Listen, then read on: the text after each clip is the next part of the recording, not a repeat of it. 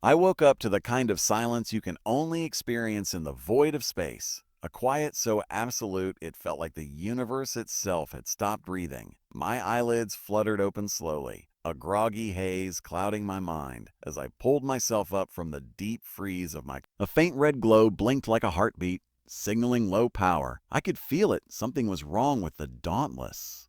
My breath came in shallow gasps, the rifle tight in my hands, my eyes darting from corner to corner, waiting for something to jump out from the shadows. I had to get to the docking bay. It was the only place left that could give me a shot at survival, a shot at escape. But I knew one thing for certain. It wasn't going to get the chance to make me its prey. I set my jaw, tightened my grip on the rifle, and moved forward, deeper into the ship, into the unknown. My heart hammered in my chest, but I wasn't going to back down.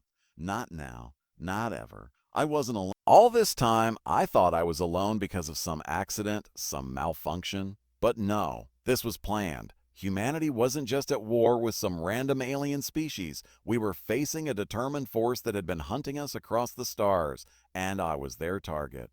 But Kareth wasn't. My eyes scanned the room, every muscle in my body tense, waiting, the scrape continued, and then I saw it. The creature was standing in the far corner, its form obscured by the shadows. I could make out the glint of its metallic armor and the faint, eerie pulse of its body. The bay felt colder now, the air thick with the weight of uncertainty. Every step felt like an echo reverberating through the vast emptiness of the Dauntless. The silence of the ship, once comforting in its isolation, now felt like a tomb.